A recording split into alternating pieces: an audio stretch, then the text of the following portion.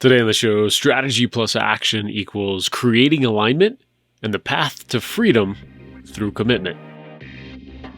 Great coaches and consultants like you have the ability to change people's lives and transform entire organizations. And your impact can often go far beyond the clients you work with. One of the reasons I love working with coaches and consultants is because of that ripple effect. This show is here to highlight your expertise and empower you with resources and new ideas to grow your business. Welcome to Strategy in Action.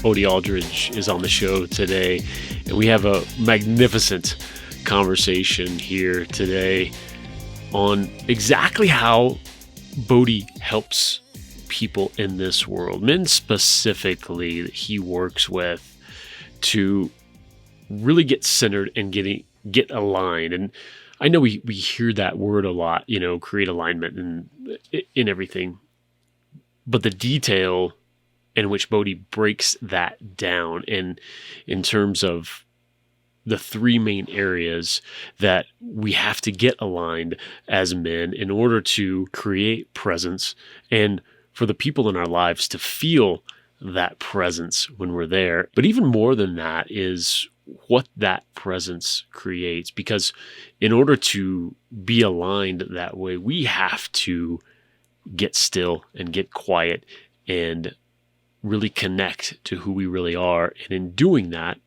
it opens up the world. And Bodhi shows us exactly how to do that and how he helps men do that. And then we also touch on this subject of creating freedom in your life through the power of commitment. We cover so many topics in this, and we just have an amazing conversation. Bodhi is an incredible guy, and I'm excited to share this episode with you. Let's jump in. Bodhi Aldridge, welcome to the show. Thank you. Thanks, Jason. Great to be here. Oh yeah, this is going to be a blast. I'm so glad that we got to meet in Drew's group. A month or two ago now, and I've had some great conversations in between then and now. And I was really excited to have you on the show because I love how you're helping men right now in your coaching and guiding them through and this unique take on really on life, right? And some of the things that we've kind of heard in the past, but there's a real applicable translation to what you're doing for folks, which I just love. But I want to give people some context of where you are in the world and what's led you to the coaching that you're doing right now. Yeah, fantastic. Thank you. And so I live on the east coast of Australia, just north of a place called Byron Bay, which is by the ocean, and have traveled the world extensively, working in the US, working in the UK and Europe. And, my transition, so my first 20 years, once I graduated from college, was to become an attorney, and basically was operating that way with my wife and children. And then 20 years ago, I had the opportunity to sell my legal practice and lean more into coaching, facilitating, and mentoring. And that's what I've been doing for the last 20 years. And it's nice to come back here by the beach in Australia and I get to surf, I get to do my yoga, and I also love leaning into, certainly pre-COVID, being able to lean into other parts of the world and just bring some of the Bodhi wisdom. I love that. What was that transition though? Because that's a very different transition for folks to go from attorney to to coach.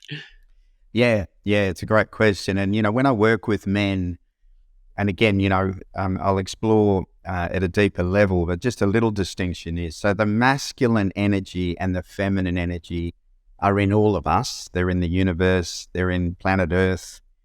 Yep. And normally most men are more in their masculine energy and most women are in their feminine energy. And just to give you a little example is, so the feminine energy on the planet and the feminine energy in us is everything that flows, everything that moves. It's like the ocean. It's calm, it's wild, it's constantly wanting to move. And the masculine energy is that which presences the feminine. A great example is the river is the feminine and the riverbanks is the masculine. And the key driver for the masculine energy is freedom. And the key driver for the feminine energy is connection and love. And so on another podcast, we can talk more about how that plays out in relationship. Yet to answer your question, for most men, certainly my journey and my transition was this search for freedom. This deep desire to experience freedom. And as a young man in my 20s, I thought it was, a mountaintop in India or surfing Hawaii. I thought it was external. And what I realized and what I teach men is that you can find freedom within. And once you start to access freedom within, what happens is you start to align with your purpose.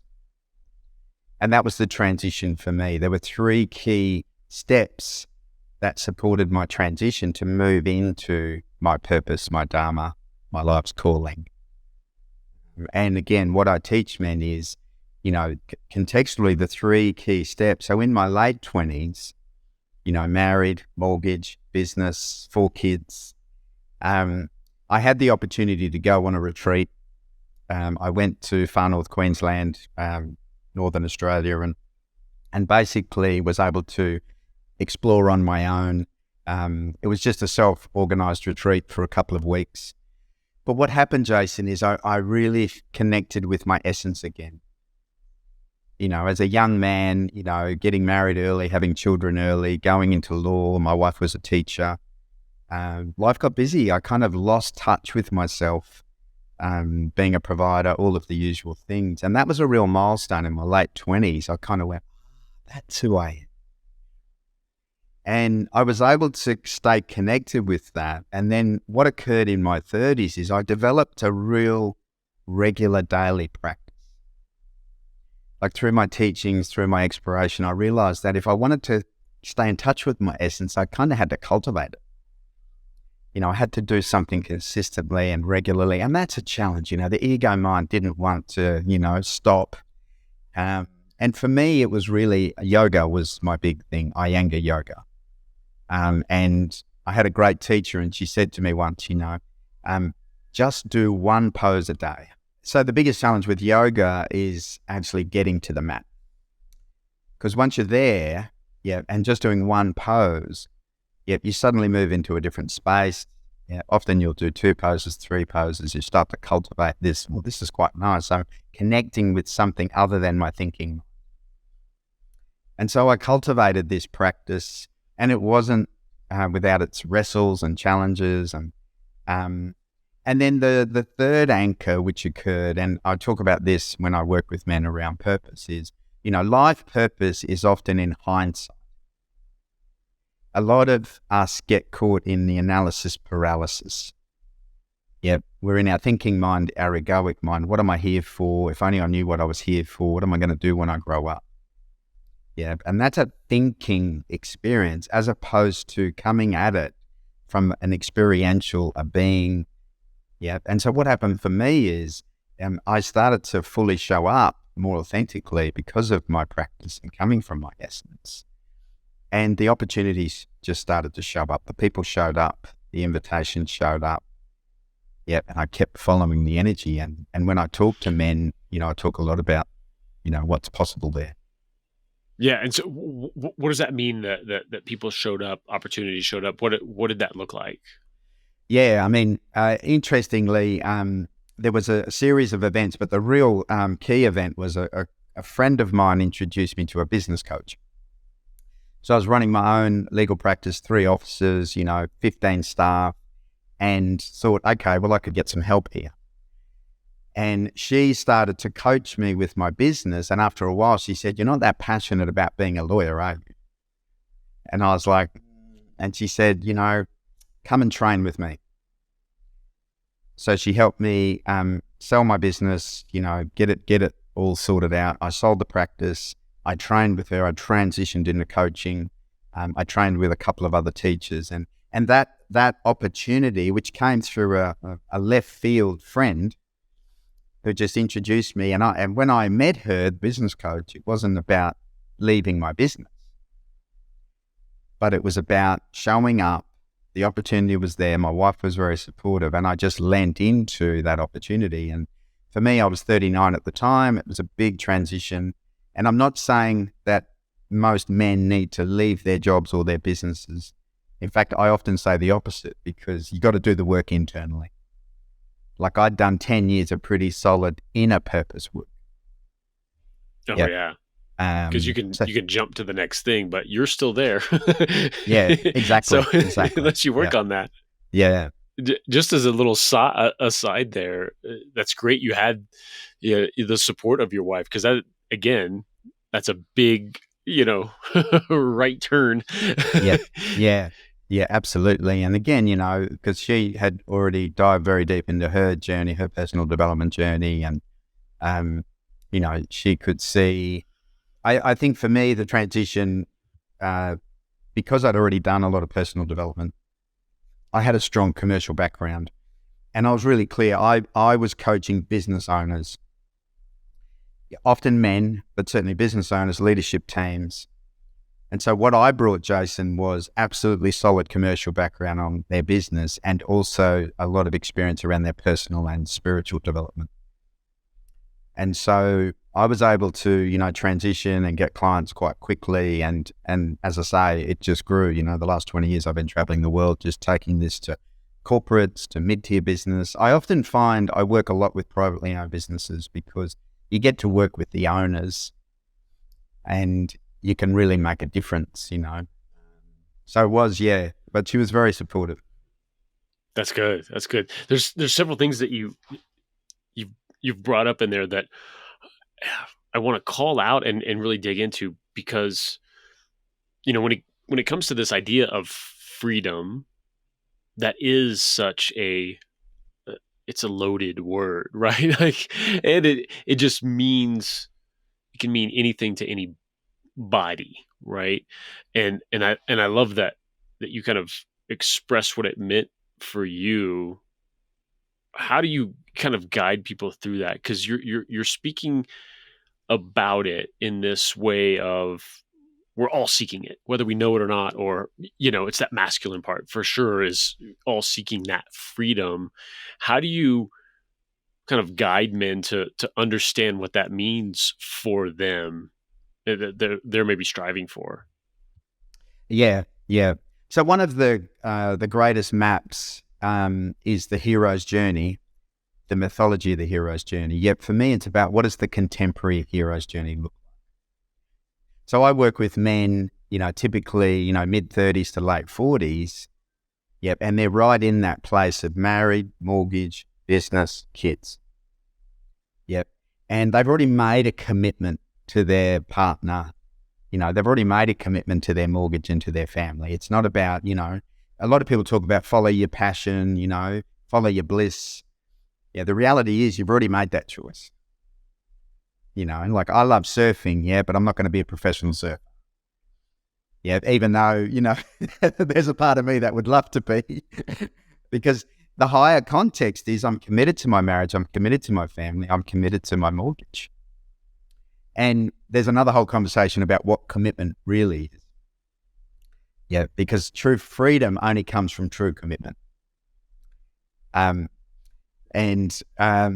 The hero's journey provides a contemporary map, and all that it means, to answer your question about freedom, is there are 3 stages to purpose. There's the inner purpose, there's the outer purpose, and there's the higher purpose. And a lot of men lean into this question of freedom and purpose from an egoic state. They haven't done the inner work, as I mentioned earlier, like the inner, and it's not linear, yet the inner purpose is, you've got to come within, you've got to connect with yourself, you've got to get to know yourself. Yeah, and you've got to, on the classic hero's journey, you find a mentor or a sage or a teacher, who's somebody who's walked before you, who has the tools, and you've got to be willing to do the internal inquiry. So freedom from the egoic mind, freedom at an outer purpose, isn't going to give you anything, as you mentioned. It's got to come from within. And once you start to explore the inner purpose, getting to know yourself, facing your shadow, doing the self-development work, one of the great definitions of freedom in the Buddhist tradition is the freedom from suffering. And all suffering comes from attachment. And we can't experience that if we're in our egoic mind, our thinking mind. And when I talk about the egoic mind, we have a healthy ego and a limited ego. Yeah. And the limited ego is just all of our fearful thinking, all the not good enough, all the inner critic, all the our egoic mind, our limited ego comes from a place of deficiency. Yeah, and the solution is out there. It's in that thing. It's in that. Yeah. Yeah, exactly. And so that's where men think freedom is. Yeah, because it's coming from that place of deficiency. If I was, surfing, if I was on the mountaintop, if I had more time with my friends, if I could, whatever the conversation. And it doesn't mean you don't get to do all of that. I'm going on a surf trip this year, it's like, but it comes from a different place. Yeah, and I love this intertwining. When you first brought up this idea of freedom and purpose was layered in there, because purpose is another one of those things that you described. Really finding purpose is looking backwards, right? And defining it then, but there's power in that, because I think it's one of those things. Even if we embrace this idea of like, yes, I want to be on purpose, I want to find my purpose and all of that, it can be such a crippling thing because of the weight of that word, and we think it has to be this big giant thing. And then if we don't know what that is, well then, okay, well, I'm not going to do anything until I figure this out. Like, and that's exactly the wrong way to go about it. Like, because what you just expressed, which I love, is this idea of certainly going within and asking, right? And getting quiet and going, but also moving forward as you do that and taking that step here and that step here, finding those things to commit to. And then that's how purpose reveals itself, right? When there is this direction or higher purpose for you, right? Yep, exactly. And that's from the inner purpose, we move into the outer purpose. And the real key, the three pillars, are presence, purpose, and passion. And passion is passion for life. It's not just passionate about hiking or passionate about surfing. It's passionate for my children. It's passionate for my beloved. It's passionate about my community. And one of the key things I teach men is how to get present. And all the traditional wisdoms, they all talk about how to get present. And the most attractive thing to the feminine, is a man who's present and on purpose. That's the resonance. Great. And so exactly until we learn to get present in our bodies, embodied presence. And we've felt that, right? Like we can feel when we're with somebody who is right here with us, wow, it makes us feel amazing, right? Yeah, exactly. And when I work with leaders, particularly in larger businesses, you want to get your team to follow you. You got to be present. You got to be the most magnetic person in the room. Not from an egoic state, just from firstly, I'm comfortable in my skin bag. Not running the not good enough or the mask or trying to perform or tap dance or show how. Just I'm comfortable and I'm present and I'm open. Now, where are we going? And you're right. We know when we meet those people, and a lot of them cultivate it without even knowing, yet there are some really simple and tested tools that, as I say, help my men, my clients to get in your body, get present. Walk us through that a little bit too, because you have alluded to it. You've talked about sort of that hero's journey and sort of the modern day version of that that I've heard you talk about, and that's a big area that you help people through, because it's certainly one thing to embrace this idea of, oh yes, I should get present, I should be open, and all of that, and it's one of those things that okay, how do I do that? You know, and there is a process that like, exactly what you're here, but there's work to it, right? There is allowing and letting go and everything. So walk us through that a little bit. Yeah, yeah. And as you're talking, what I'm thinking is I'm happy to offer some of the listeners. I've got two foundational practices which we can put on the link, which are just very simple, 3 minutes, 8 minutes, which are foundational practices. The way I work is there are 6 key practices, there are 6 key frameworks, and there are 6 key distinctions that will transform your life. And these practices, literally 10 minutes a day, ultimately 15 minutes a day, and integrating them into your life will transform your business, transform your marriage, transform your commitment with your children. I recently ran a program with 14 businessmen from around the world as a group, a virtual program. And one of the biggest outcomes for most of the men was they said, I've never felt more present with my children. Yeah. And as we know, the journey at the moment between distraction and presence, for our children, for our teenagers, and for us is quite a tension point.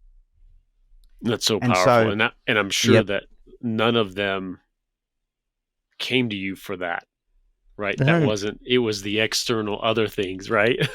Yeah, exactly. It's the power, the common denominator in all your relationships is you. It's like the way you show up in your business as a leader with your clients, with your customers, with your children, with your partner if you have one. Yeah, that resonance that you mentioned. And so the first anchor around presence, as I say, happy to offer a couple of these practices is, it literally is, often talk about, when I work with leadership teams, they often say, can you help us with the communication? Can you help us with the relationships? Yeah, but I'm like, absolutely. And when I walk in there and say, well, the key to communication and relationship is the communication and relationship you have with yourself. And normally that's when the CEO goes, oh, bugger, I've got to go with him because they want me to do it to them, to the team, fix the team. And so going back to presence, the communication with yourself is we have 80,000 thoughts a day, and most of them are negative. The fundamental thought every human being I've met, yet somewhere in their subconscious is I'm not good enough. Yeah, I'm not good enough because I'm not valuable enough. And we know now through the neuroscience, we know the distinctions around the subconscious mind that this is the fundamental driver. Yeah, and so I talk a lot about if you really want to get present, it's the head, it's the heart, and it's the hara, or the dantian. Yeah, and there are activation points, but just at a thinking level, Jason, just that inner critic, that chatter, that takes you out of presence. When I work with leadership teams, I talk about unbiased listening. How many times have you listened to somebody, and you're an expert at this, without this going, what do I say next? What should I do? What about that last question? This is a good idea. What about, but I'm not good enough. He's too smart. It's like, that's not going to get their attention. So these practices are about unwinding the mind. Our minds are wound up. Yeah, our thinking is in overload. It's not good or bad. It's just, the Hindu saying is our thinking mind is a fantastic servant. It's a terrible master. Yeah. And it is. It's constant analysis. It's constant. And again, the default for us is us. It's pointed back at like, how am I coming across? What do they think about me? What am I, what am I going to say now? Exactly. So when it comes to presence with some simple practices, the first, it's all about your relationship with yourself. Yeah. And starting to get to know yourself. Who am I in the world? Who am I? Yeah. How do I show up? Is my behavior aligned with my values? All of the normal inquiry that a lot of people do with their coaches, with their teachers, with their church, whatever that might be. And then it comes to the heart. And the interesting thing with the heart is, so on the hero's journey, one of the biggest transitions on the hero's journey is the father-son relationship. Yeah. And it's such an important initiation. And so the hero's journey, the fundamental desire of the father, and if you think about your father, my father, yeah, the fundamental desire of the father is forgiveness. They did the best they could. Yeah. And, there's a lot of dysfunction out there. We know, a lot of boys have been raised without fathers. Yet when you really come from that place, it's not accepting or condoning their behavior, but it's at the deeper level understanding somehow they did the best they could. And forgiveness, yeah, comes from the heart. To forgive is to give up the judgment. Yeah, of ourselves, of the relationships, but particularly the father-son on the hero's journey. And the son's deepest desire on the hero's journey is to be seen. I just want you to see me for who I am, for my magnificence. And as you know, that's normally a tension in the father-son relationship. And to be seen, we then move into compassion, yeah, and courage. And courage, the word courage, cœur in French, C-O-U-R-E, yeah, it means the heart. Yeah, that's where courage is. And that's the hero's journey. Like when we hear the calling and we are willing to face our shadow, yeah, we've got to do the head work and we've got to do the heart. I'm 48. That's been a journey for me. I met my father once, in my life, yeah. And then going through and I've never wanted for him to be there ever. Like, it's just like, man, glad you were gone. Peace, Yeah. But what you're speaking to, I have experienced even just in recent years, as much as, up here now, I'm glad he was never around. Like, didn't need you, dude, like kind of thing. Yeah. I think within all of us, it is just one of those, deep human things that, that is still, there's still that connection as much as it's never been just from an, I don't know if evolution is right, but just that humanity connection. And maybe that's that missing piece and what brought it up in terms of emotion over the last couple of years is just that core need of what you described just then is, I just want you to see me. I just want you to acknowledge me, like maybe it's that's missing, and maybe that's why I'm so screwed up, because I've, never had that. Maybe that's all. No, That's the answer to everything. But what that did give me, my mother was an example of this, of giving an amazing amount of love and foundation that she didn't have. And I also, like, I got it because I had got it from her, but also, I knew that if I did nothing else in my three boys' lives, like they were going to know in their deepest core that they were loved, like they were seen and loved and all that. And everything else is like, yeah, I'm going to get better and I'm going to try this, I'm try that. But like, without a doubt, they're going to know that and they're going to feel that in their soul.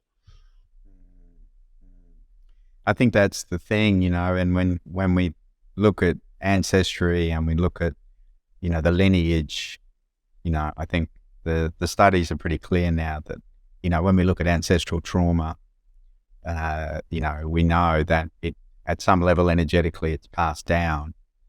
And the opportunity for us at men is to recalibrate the lineage of the masculine in our family, which is your commitment to your boys. It's like, if I am whole and complete and remember that, then I can offer you that.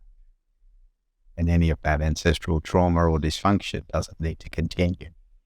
Yeah. Yeah, that's a great point. And to your point, and what you were describing there, the answer, if you will, as simple a term as that is maybe, but is that forgiveness piece, right? Is that like letting any sort of, oh, you never validated me, you never gave me this, you never, like, letting all of that go, and just that, uh, hey, it's all good. We're good. Yeah. Yep. I don't Yeah. need you here, but we're also all good. I also don't, wish you any, like, it's just, Yeah. Yeah. Exactly. And fundamentally, energetically, yeah, it's letting go of the judgment of the father with all we should have had, could have had, would have had. Yeah. And again, not condoning the behavior, just going, okay, I can let go of the judgment. It's like whatever story he has, yeah, it's like, it's just his story. Because hanging on to it, again, as you know, that great quote of, getting angry and resentful with someone is like drinking poison and expecting them to die. And we see a lot of men where they hang on to that resentment and that anger and that pain in life, but with their fathers, and it's doing them more harm. And again, not condoning the behavior. There's been a lot of inappropriate behavior from the masculine, but just realizing I have choice over me. I don't have to keep drinking this poison. We can let it go, let it go. yep, that's powerful. And so what's that next layer to that, on that journey? You mentioned the head and the heart. Yeah. And the head, the heart, the hara, yeah, in Japanese, there's an energy center, our lower belly, below our navel. In Chinese, it's the Dantian. And anyone who's seen a kung fu movie, when you see the martial artists, when they knock, 20 planks, break 20 planks or whatever, the authentic ones aren't working with muscle, they're working with energy. So our power center literally is an energetic center that sits in our belly. This is the place that gives us our intuition, our instincts, our gut feel. Yeah. And when it comes to purpose, when it comes to the masculine, so many of us are cut off from that neck down, and we just live in this pinhead of thinking. Instead of realizing this is a servant, yeah, this can be opened, and I can start to trust my instincts as a person and as a man. What's my gut telling me? What's that first little whisper? When you get quiet with yourself, yeah, what's the guidance here? What's my truth about this?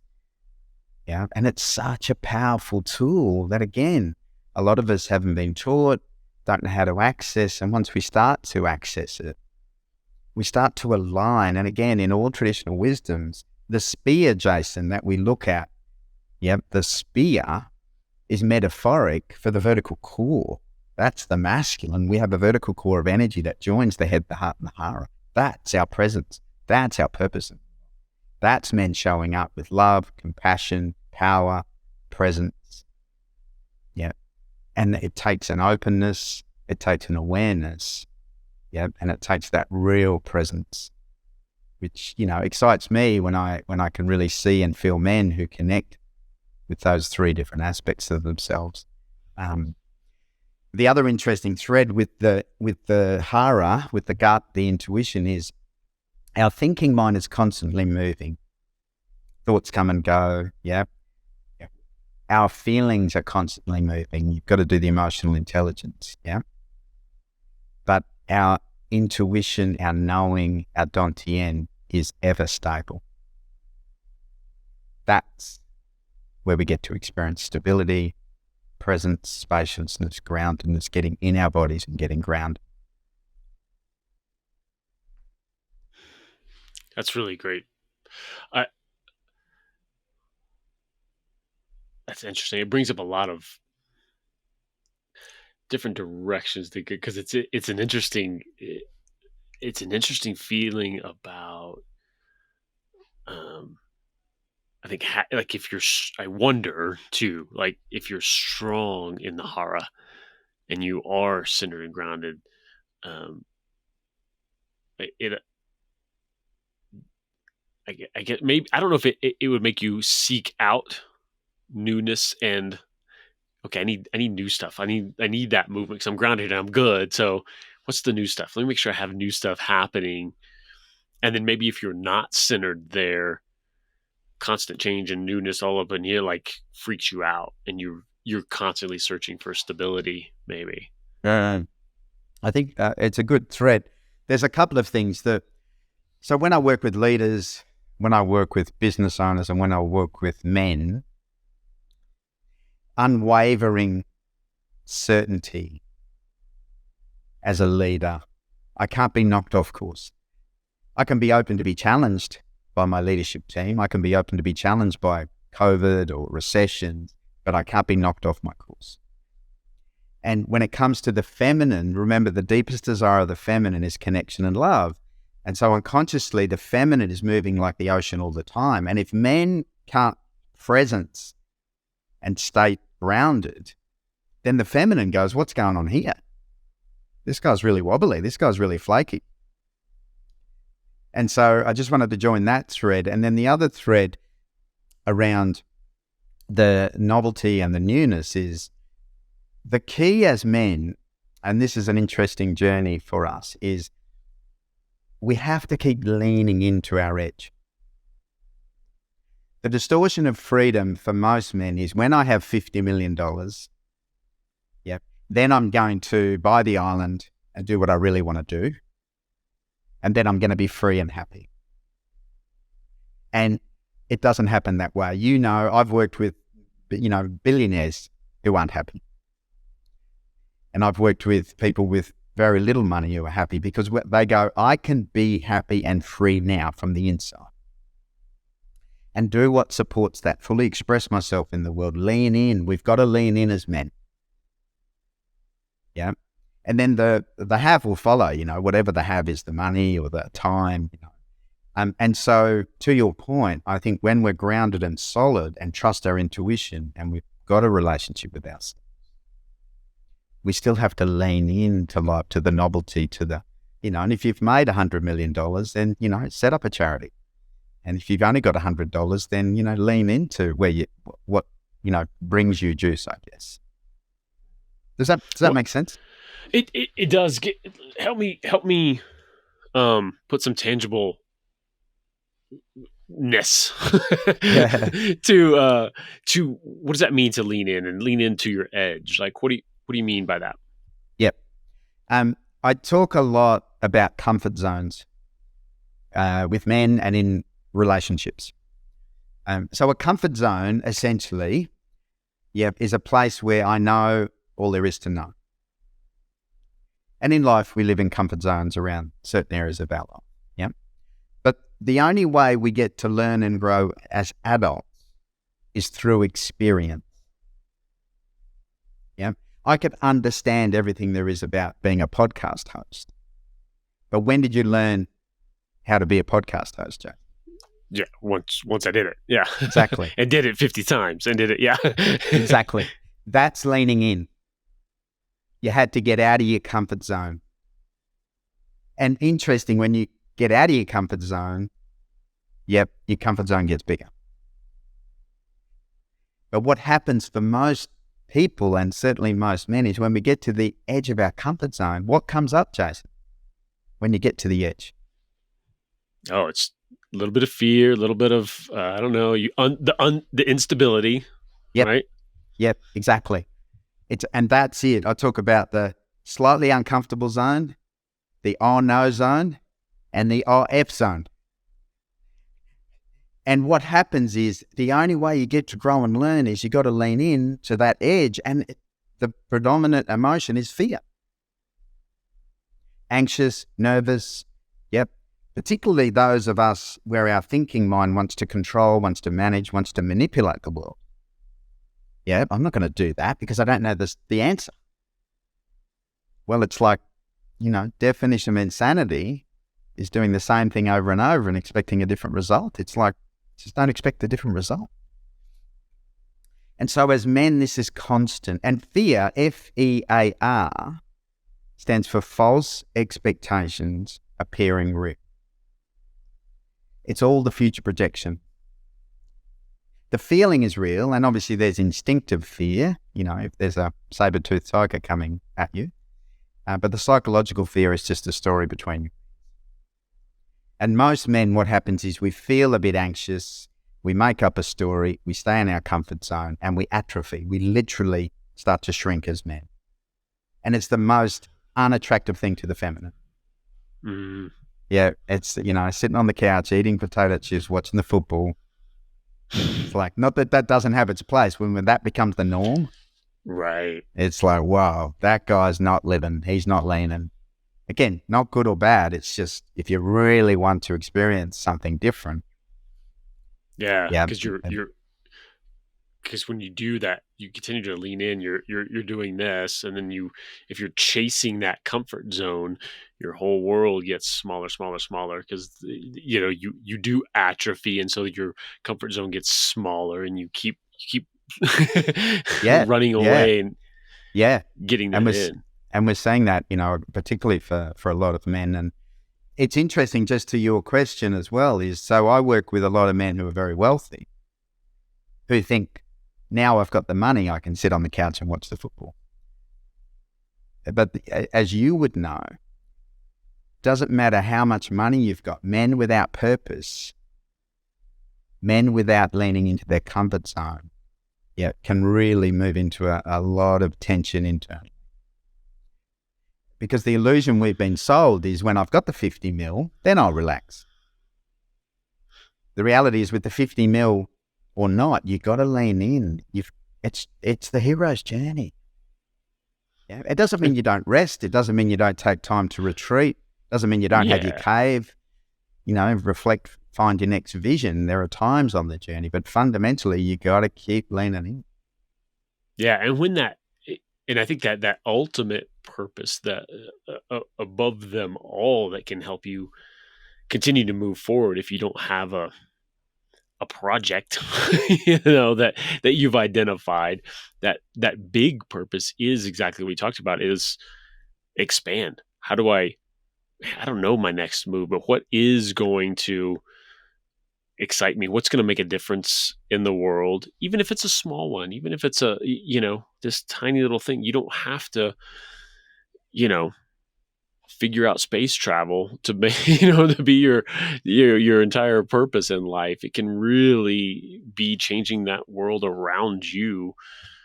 And it's that moving forward. How do you make that distinction? How do you feel like when you're in that, leaning into your edge and you're at that far edge, how do you make that distinction of like, all right, this is it. This is where I should be, and I'm going to push forward. Or these seem like warning signs. Which one is it? Yeah. The short answer is your gut will tell you. Yeah, you got to get in your body, quieten the mind. Yeah, trust your instincts. And the big thing with particularly the men I work with who are in committed marriages, parents, mortgages, talk a lot about responsibility, but what does responsibility really mean? Is that normally from that place, the leaning in is very different to, surfing 25-foot Hawaii. It's like the leaning is the intimacy with your beloved, man. You lean into that. You lean in presence with your children. You lean into that. You lean into putting your phone aside. That's the comfort zone edge for most of the men I work with. Because life is just full of distractions from being present and being with my feelings, being perhaps with my pain, and certainly being with, my core relationships. And so we don't need to climb a mountain to get the OF zone. Right. Yeah, it's a great point too. And it's so interesting how the answer to so much, to being more present with your spouse, with your kids, to figure out a lot of problems that were maybe, some whirlwind of whatever's going on in our business. So much of the answer is so simple and yet still so difficult for us to do.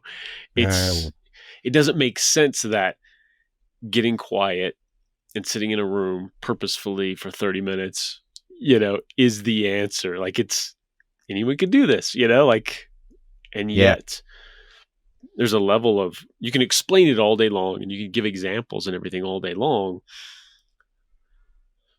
but there's a level of this that is, you just got to experience it, right? Like, you've got to, it's not a mathematical formula. 30 minutes equals this much productivity and ROI, and it's not that. yeah, It is that extra moment that comes. It just happens, right? It's that extra moment that you interact with your kid that day that's just different because you were just there, and maybe they reached out when they wouldn't have otherwise because they sensed you being there, and yeah, they shared something they wouldn't have. And that's the kind of things, if you will, or experiences in part of life that show up, and the clarity that comes from that kind of purposeful practice. And I want you to, because I know we've touched on that too. I want you to kind of go down that road a little bit too, that all of this, it is a practice. You talked about your 10 years of practice leading up, to starting this, because it doesn't mean you don't see anything happen for 10 years, but it means this is an ongoing, expansive mindset and approach to life. yeah, yeah. And the reason I talk about the contemporary hero's journey is it's all good and well to look at the mythology and, when we're 16 and we don't seem to have all of the commitments to go, I'm off to India to find myself and find my calling and purpose. But my personal experience and the men I work with is, when I was 39, married, mortgage, business, kids. It's like, it's all good and well, guys, but how do I apply that here? I got to pay the bills. I got staff. And there's a couple of great threads in this as well, Jason. So one of the keys, and you mentioned 30 minutes a day, and what I say to my clients, I start them all out at 3 to 5 minutes a day. And the key is, we know there's a lot of studies around habits. Yep. And if anyone's, you could put a citation around, Atomic Habits was a great book, James Clear, Tiny Habits. And what we know is that if we can get into the habit, it's like my yoga teacher, just do one pose a day. Yep. You will then start to see the benefit and start to cultivate that. And, in Atomic Habits, he talks about someone who wanted to join the gym and get fit and, lose weight. And his encouragement was, it was like a 15-minute drive to the gym for this person. Get up, drive to the gym, but you're only allowed to stay at the gym for 5 minutes for 1 month. And then you come home. I don't want you doing half an hour workout, 45-minute workout. And he really breaks it down well around, stimulus responses. You got to, and so the key to all that in the context of habits, the key to training your mind is to train your body. So what happens is our egoic mind doesn't want to stop. I've had lots of clients say, this meditation is not for me. My mental chatter, it won't stop. It's like, it's the same for everybody. But what you've got to do is train your body, and train your body is like training a dog. Yeah. You've just got to each day sit. Just sit. 5 minutes. Don't move.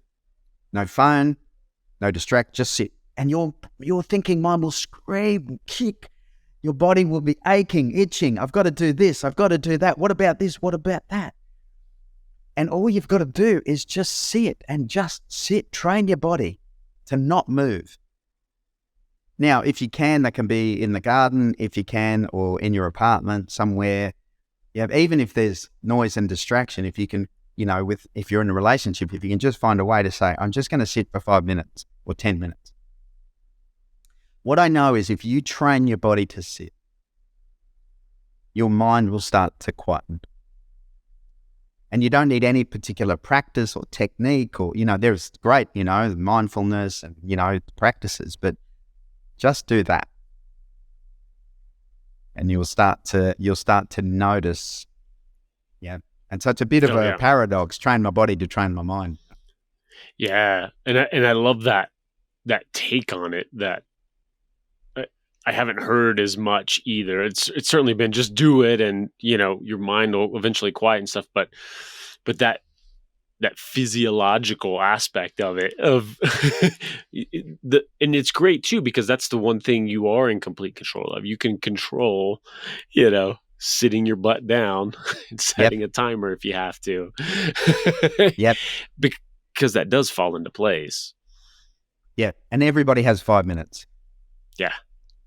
Realistic, even if it's in the office or on site, if you're working, like I know it's not necessarily easy, yet it's possible.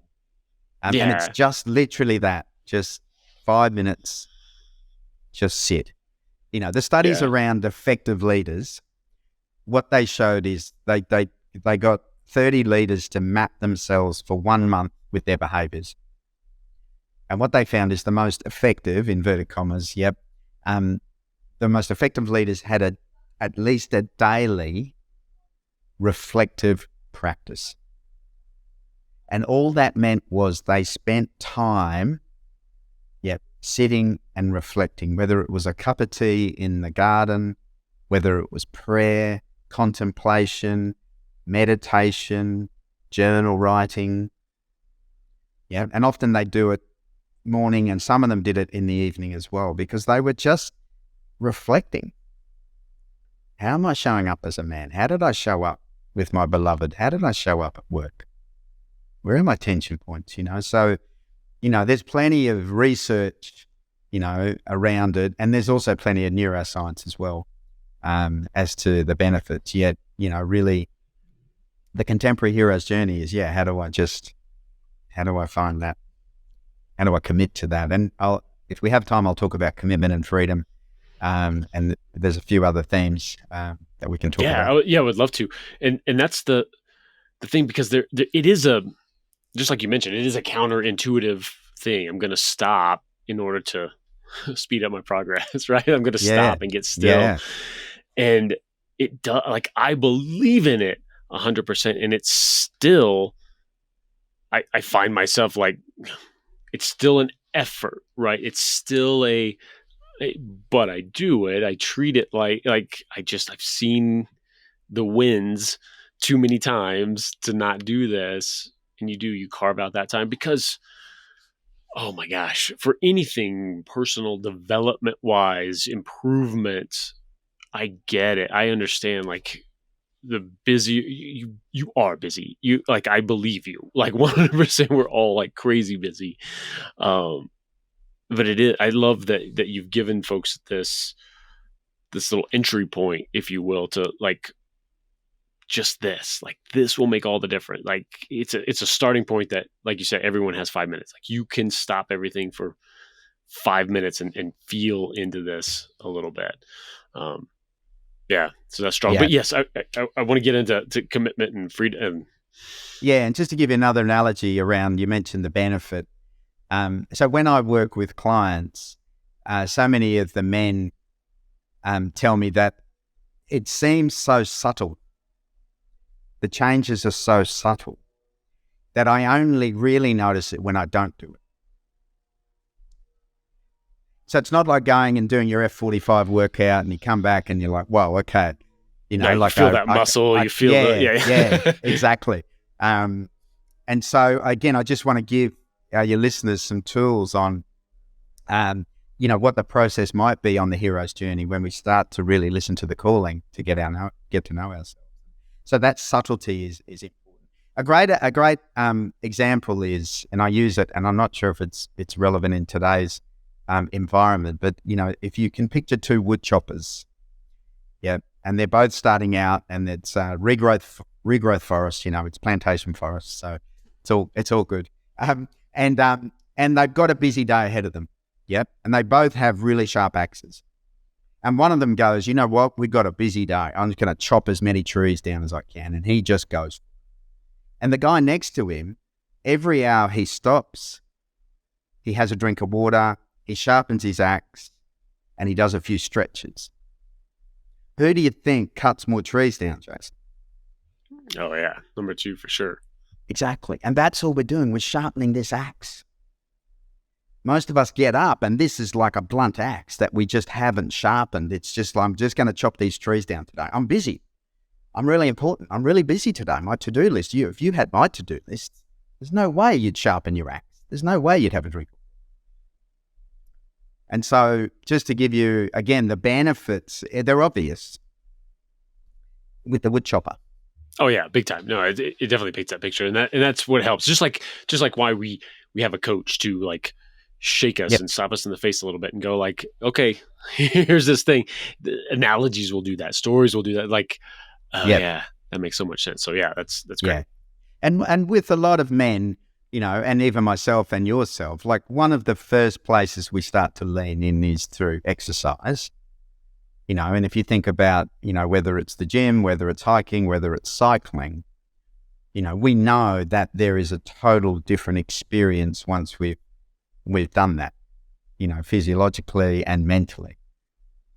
And so what that's doing is, when you go for a run or a hike, usually what happens is you start to do your to-do list, you start to unpack your mind, you start to think strategically. And so it's a good start. It's not present. Yeah, but it's a good start because we suddenly feel better and our head's clear. How many times do you hear people, I just got to go for a walk and clear my head? Yeah. Right. Yeah. And so it's a great entry point to realizing that our heads are full. And then again, once we start to develop a more specific practice of reflection, we start to know ourselves and get inside ourselves. And it leads to this absolute paradox, particularly for men, about commitment and freedom.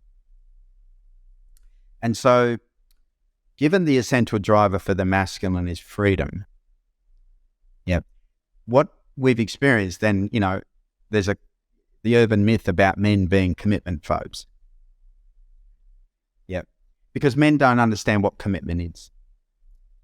And so we're conditioned and brought up to think commitment means I'm going to lose something. I'm losing my freedom. I'm losing my friends. I'm losing my ability.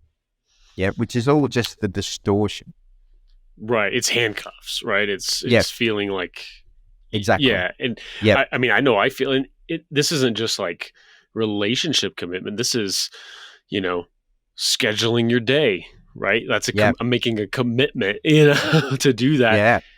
And I fight it tooth and nail. Yeah, exactly. And the interesting thing is true freedom, means I have absolute choice. And what occurs is that if you think about, if I talk about my yoga practice, for example, when I commit to my yoga practice and develop the discipline of my yoga practice, what it means is that I know I have choice to do it or not to do it. I am free to do it or not to do it. But until I commit to do it, I'm in that constant state of tension and anxiety. Will I do it? Won't I do it? I'm not sure if I can do it. There's no freedom in that. That's actually a really anxious place.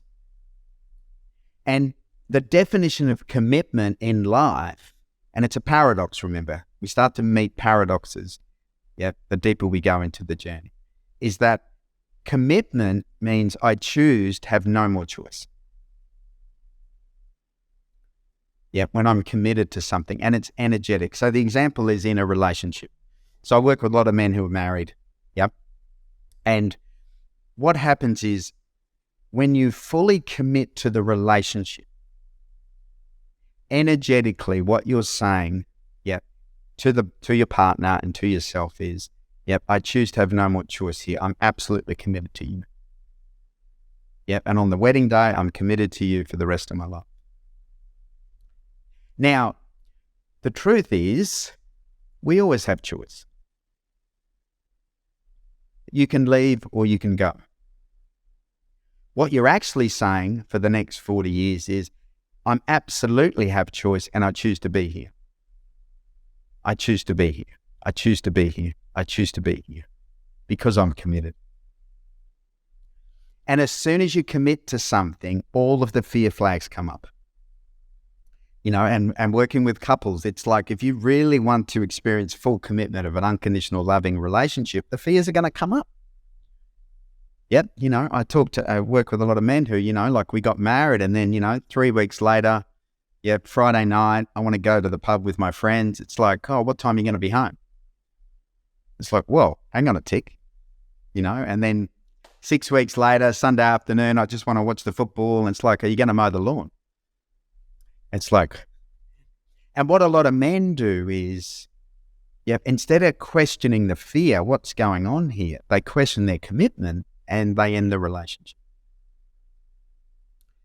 And most men I work with, Jason, in committed relationships, inverted commas, have their bags packed at the back door and they're ready to go if it gets too hot.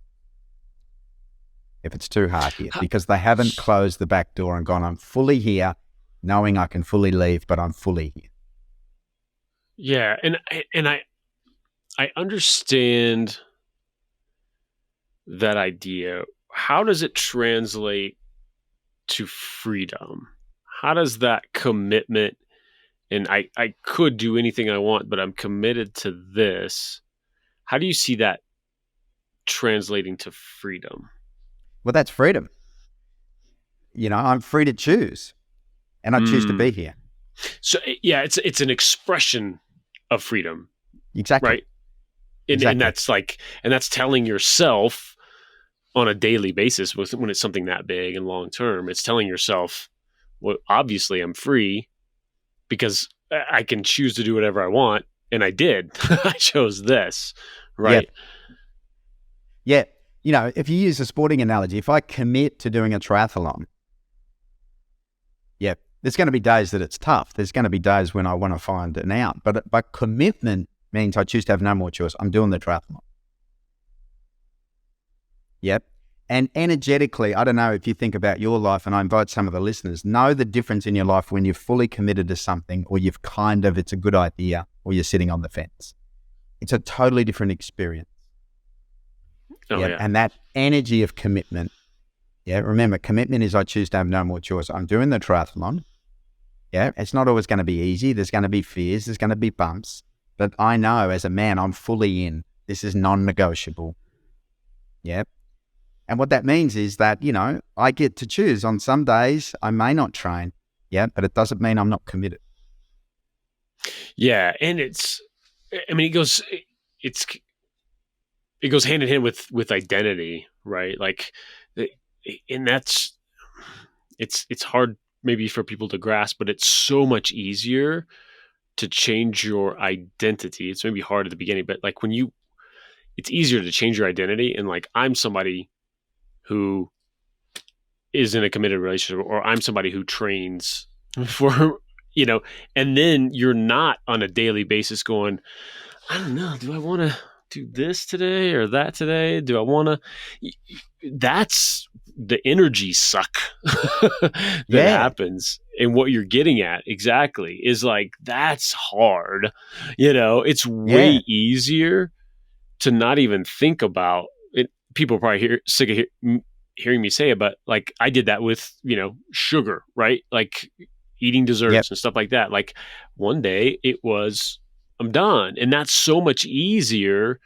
I don't pass by a donut shop and just like, oh, I wonder, I guess if I did Tuesday, then I wouldn't, okay, I won't have one tomorrow. Like, oh my gosh. Like it's just like, doesn't even occur to me. Like I'm not somebody who eats sweets. How free does that feel? Very free. Yeah. Exactly. That's the piece. Yeah. Yep. And when we do that with our marriages, we can talk about business and with our children. When you fully commit as a parent, it's like, I'll do whatever it takes to raise this young boy into the man. Whatever it takes, I'm fully committed, like you are. I'm fully committed to this. This isn't like, you know what, if I get a better job offer in Hawaii, or someone sweeps me off my feet, it's like, no, I'm fully committed. Oh, yeah. And that's the other... And that's the other piece too, that, as we talk around this, because we talked about that before in this piece of when you do start to meditate, and the intangibles show up, the things you couldn't even predict. It goes along with this as well. When you are committed, when you have that identity of this is who I am, well, that's what shows up or not, right? That weird job that would pull you away doesn't show up. What shows up is that opportunity that keeps you there and closer. Like, that's the universe working, right? Like when you get aligned with that, that's the kind of life that happens because you're truly aligned. Yep. Yeah, it's a good reminder, the fundamentally, and again, all traditional teachings and all contemporary, personal development, spiritual development is that, I create the whole of my own reality. And I create it from my thoughts. Well, I create it from my feelings, and I create it from my energetic, my Dantian and my bird. We're just vibration machines. Yeah, the whole universe, Nikola Tesla, it's just frequency and vibration. Whether we like it or not, every thought is a frequency, every feeling is a frequency, our energetic field is a frequency.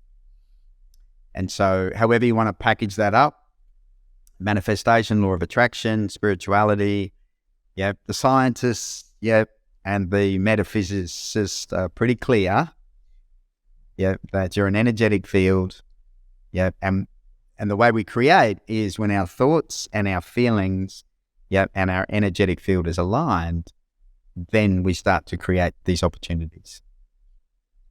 It's not just, a lot of people, it's like positive thinking or manifestation, or if I just say it at a thinking level, it's like it's got to be congruent, it's got to be embodied. Yeah.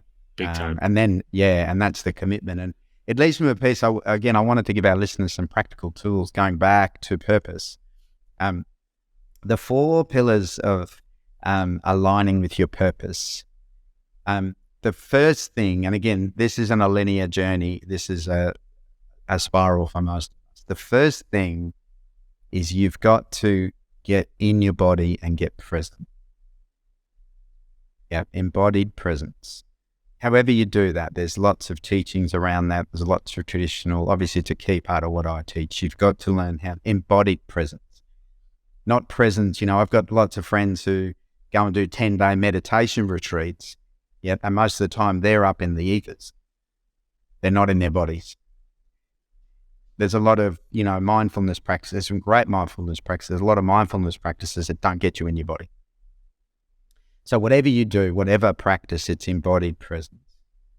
The second is just set your intention. The power of intention. And we know there's lots of, intention is fundamentally just a choice. My intention to fully show up as a man, my intention to be the best version of myself, my intention to come from love and, whatever it might be. My intention is, and there's plenty of literature and things, but again, you're just energetically aligning. The third, so you're in your body and you've set your intention. The third step is to fully show up with an open heart, 110% to whatever's in front of you. You might be at the supermarket when you're connecting with that young assistant at the supermarket. When you're on the subway, when you're with your children, be present with an open heart, fully show up. And the final step is to follow the energy. And that means trust your instincts, get in that Dantian. And if you meet somebody and energetically you're like this person, it's like when we met on that call. It's like, I connect with this, Jason. I'd like to have a conversation with Jason. Now, who knows where our relationship's going to go? It's got us here. But it was following the energy. And this is where purpose comes in hindsight. It's not sitting there going, oh, I really want to X, Y, and Z. You may be, but it's going, okay, my intention is to be the best version of myself. And, to bring my gifts to the world. If I show up fully with an open heart, opportunities, relationships are going to show up way beyond my pinhead. It's just, that's how it unfolds. And I hope for folks that once they get past that initial if this is the first time they're hearing this, right? Once they get past that initial, how on earth would I do that? And they let this in, the relief that actually happens it is magnificent, because I don't have to sit here and work out the exact formula for the purpose in life and then follow that and figure out how. When 99% of the answer is to show up like you've talked about and be open. Wow. Okay, I can do that. And this happened. Oh, this week that happened. Oh, this is amazing. This thing worked. And then it's, like you said, it's that positive spiral, right? And you, that last thing you said too is such an important aspect to keep in mind, because what's possible is so much more than we could ever sit there and dream up, in terms of building wealth or finding the love of our life or anything like that. Like, we couldn't even fathom the possibilities that could happen. But when you show up with like that trust and that openness, like, I know it's there, so bring it on. That's everything. Yeah. Exactly. And, if you read autobiographies or listen to people, people who you might consider who influencers or, made a difference, you listen to, 90% of them go, I didn't think I'd end up here. Like, it's because consciously or unconsciously, that's what they've done. Yeah. There's a small percentage of people that come into this world and know very early on that this is my higher purpose, this is my dharma. But for most of us, it reveals itself because it's part of the hero's journey, the magic, the mystery, the quest.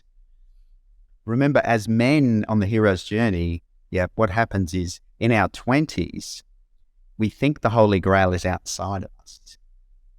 We go on a quest. We're looking for it. We go to college, we have relationships, we travel, we experience. And then there's a tipping point, not for everyone, when we hear the calling and go, the Holy Grail was on the bedside table all along. It's in me. That's where the Grail is. And that's when we start the inner inquiry. And then ultimately when we touch the Grail, in all the mythology, it's how do I bring my gifts to the world? And that's the higher purpose. And that isn't without its challenges as well. Oh, yeah. And it's interesting, in mythology, you mentioned your age earlier. So at 16 and at 46, we're closest to the Grail in the mythology of the hero's journey. And that's, men often, at 16, if you talk to a lot of men, I don't know what your experience is, there's that existential experience or those existential questions. What am I here for? What's it all about? We haven't quite lent into full responsibility, but we're not children anymore. Yeah. And often, men will go back to that and go, I had such dreams and passion for myself. And then at 46, around 46, obviously we see the distortion of that, which is the midlife crisis.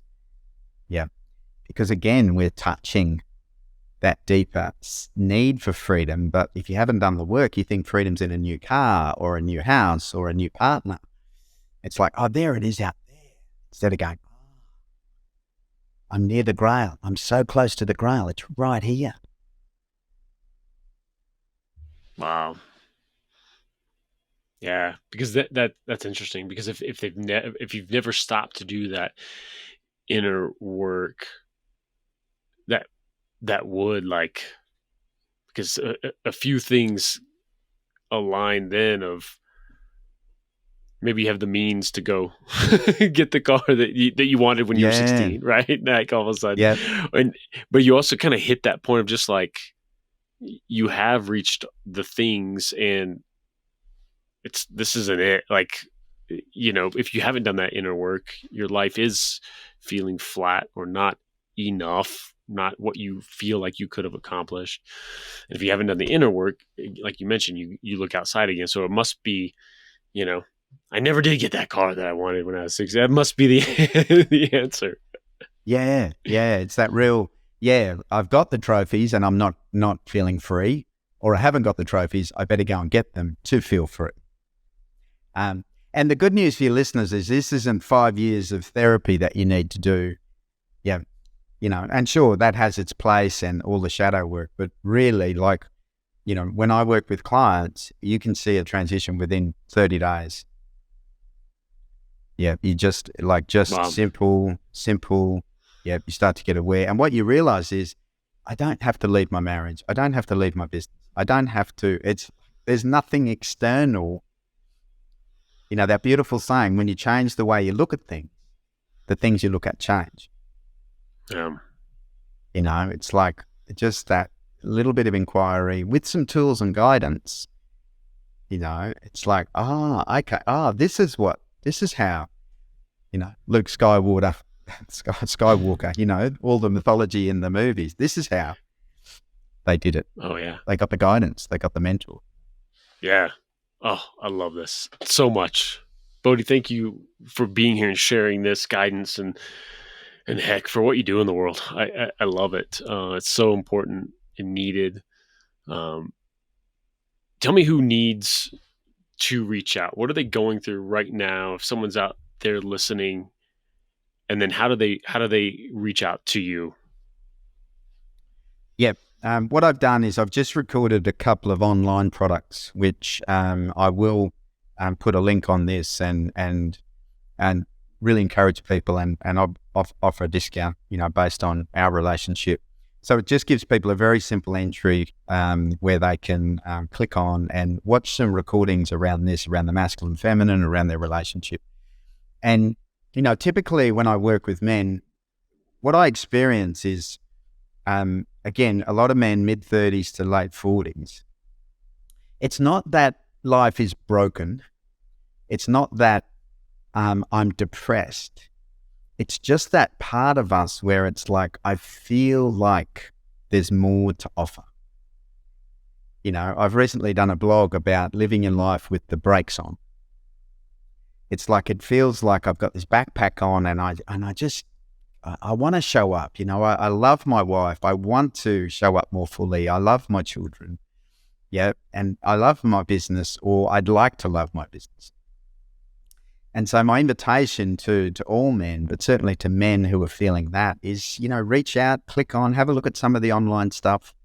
There really is, last year I ran a program for business owners, as I mentioned, and, one of the powers of men sitting in virtual circle, with teachings, with guidance, is we get to see, get to be seen, get to be witnessed.